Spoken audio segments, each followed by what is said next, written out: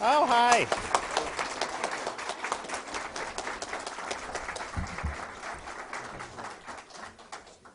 Well, I'm back in Bay County again for the second time in the last couple weeks, and I do have more checks. I have more money to hand out, so I usually don't come empty-handed.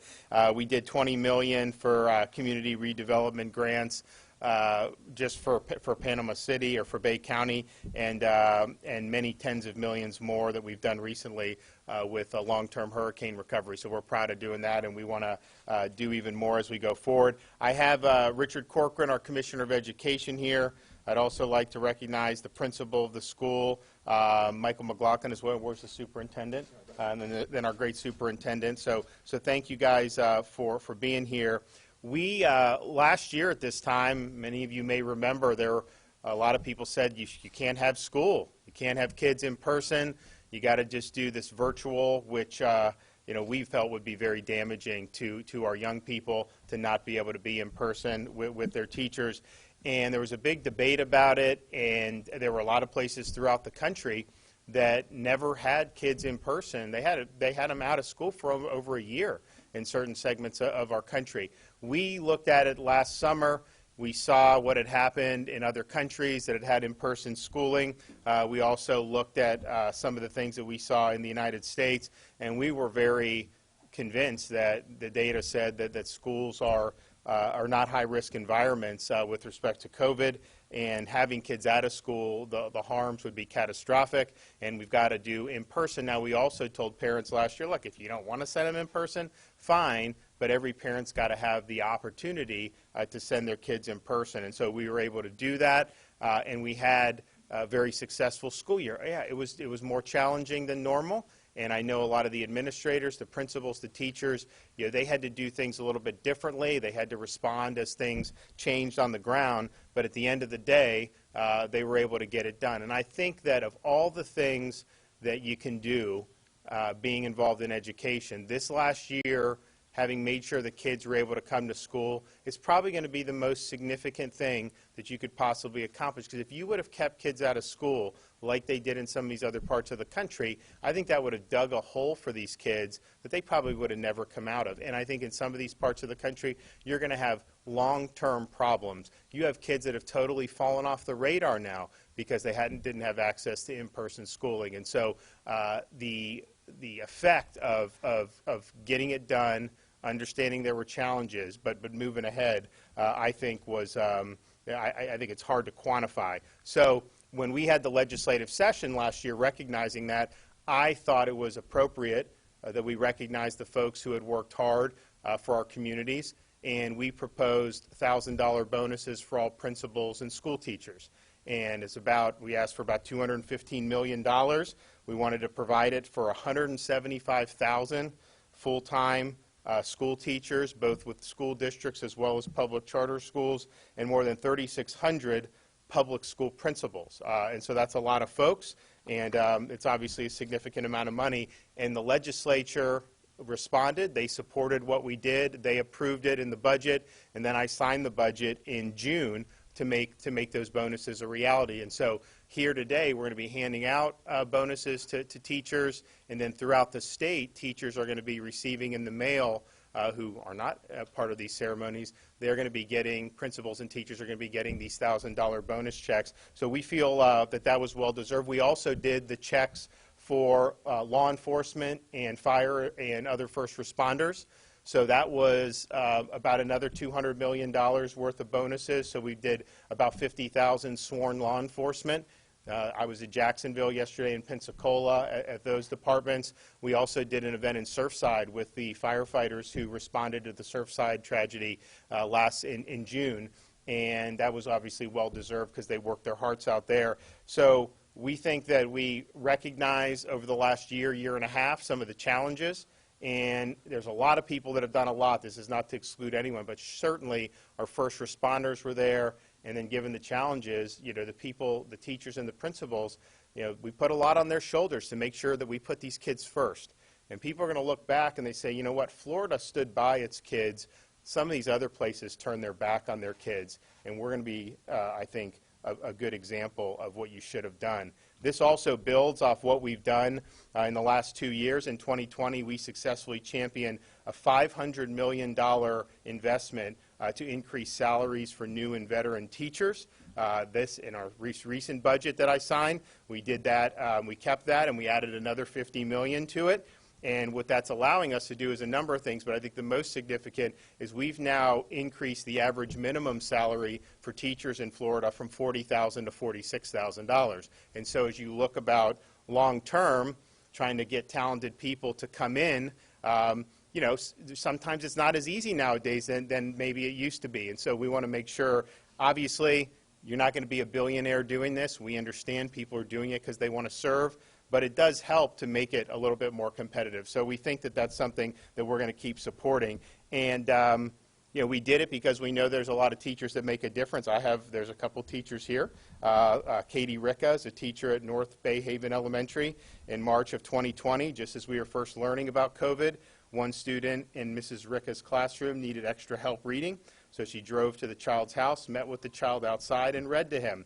The children's parents took a picture, posted on social media to thank her, and within hours the story went viral. She started receiving calls from national media asking about the story.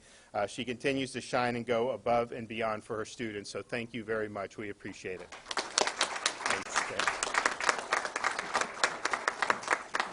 Michelle Stockton is a teacher at North Bay Haven Charter Academy. As a history teacher and Student Government Association leader at North Bay Charter Academy, Michelle has made it her passion to provide normalcy to the community by thinking outside the box, not just in the past year, but also following the impacts of Hurricane Michael. After the hurricane, she helped rally students to a community football game at Bay High School. The rest of the year, she organized pep rallies, dances, and social events while the community was in the middle of rebuilding. And over the past year, she found ways to safely bring kids together for different types of events, including even organized a prom. So, Mrs. Stockton, thank you, and congratulations for all your service.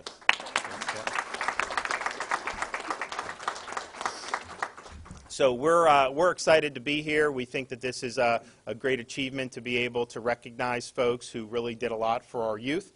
And I'm going to have Richard come up and say a few things, and we'll hand out some checks.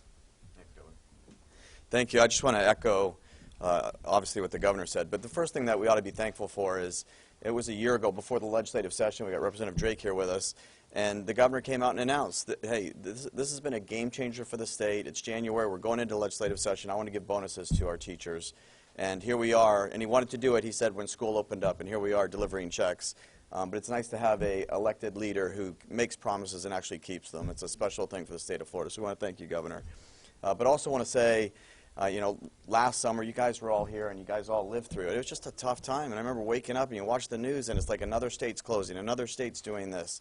But not in Florida. You know, when we went through that whole process and the governor made the decision to open up schools, which was the wisest one in the country, and we remember opening up the schools that day, and Chancellor Oliva over K-12, we were talking, okay, where's the schools, where are they opening up? And across every single county in the state of Florida, 99, 98, 95% of all teachers came back into the classroom because you guys wanted to be with your kids. You wanted to be there and impart that wisdom and that knowledge and have that stability and that constant in their lives that they were missing for the last 4 or 5 months. And it's an amazing thing. And the governor has said this, but it is true. You know, I always say COVID attacked us, and who fought back were the teachers. Because when you guys came back and you went into those classrooms, amazing things happened. You know, kids were starting to learn, and it was in a well-adjusted and in a great environment. COVID cases dropped. Parents were able to go back to work. The economy started soaring. Everything changed when we opened up schools, and you guys came back and took the lead, taking care of our children. And as a father of 6, I just give you a heartfelt thank you. All in public school. I was really glad when we opened up schools. Thank you, Governor. But with that, I just want to say there's no better group of people who were as heroic and deserve these bonuses as all of you guys. And so thank you very, very much. Oh.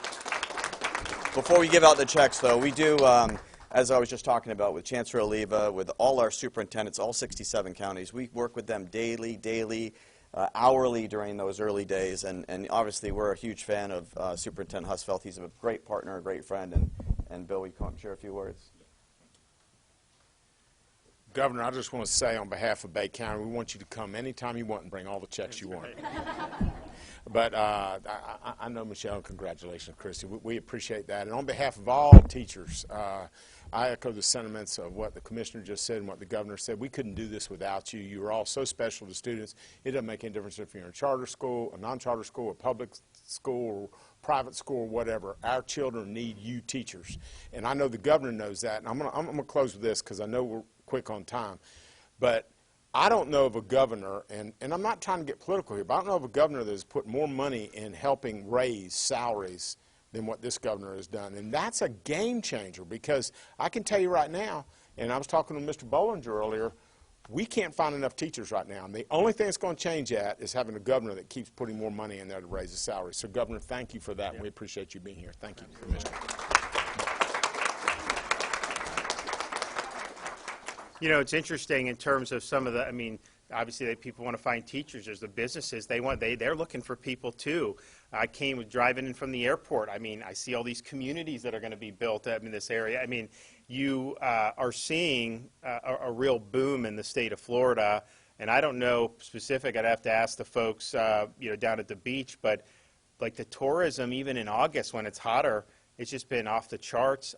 People are doing very well, and we want to continue to keep that going. But one of the things they always tell me is, you know, it's hard for me to find people to work. And we said, look, we have a couple months ago, we have 500,000 open jobs. And so they're doing so much additional unemployment that it makes it so that it doesn't even make sense. And I don't blame the people for doing that, because why would you? I mean, if people are going to pay you more.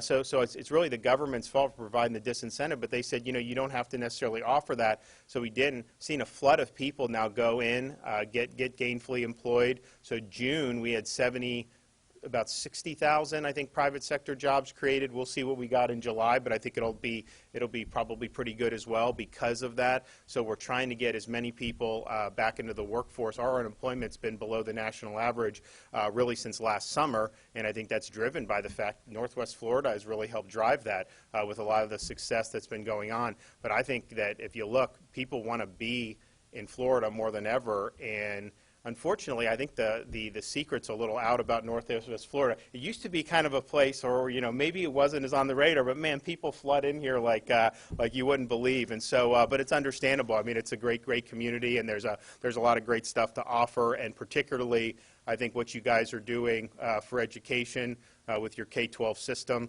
it's really important. And I think this is a small token for us to just say thank you. But we do appreciate what you guys are doing and what you've been able to accomplish. So if we want to, you want to read the names, and whoever wants, you guys come up, and we'll give you the check. Catherine Ricca. All right. Congratulations. Thanks so much. Yes. Michelle Stockton. Yeah. Thanks so much. Thank you. Great job. Thank Kelly you. Allen. Appreciate you. Thanks so much. Ashley Christie.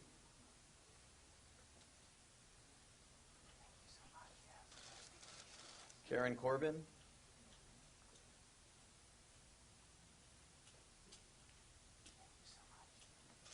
Christopher Costa.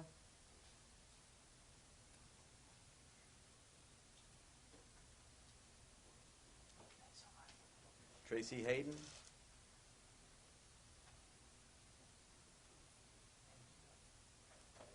Janine Howard.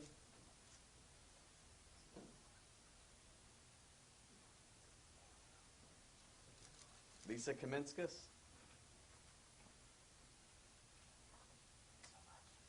Stacy Martin.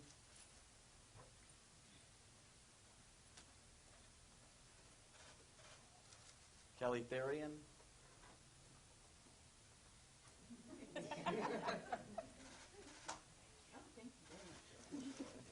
And Carmel Weeks.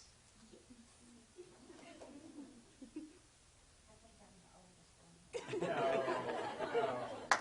42 years. 42 years.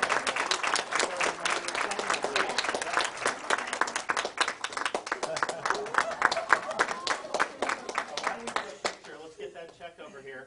Here. So you hold this and help hold. You guys come too. Yeah.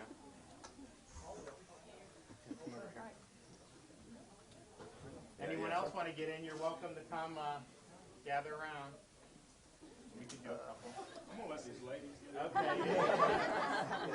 you guys come on in.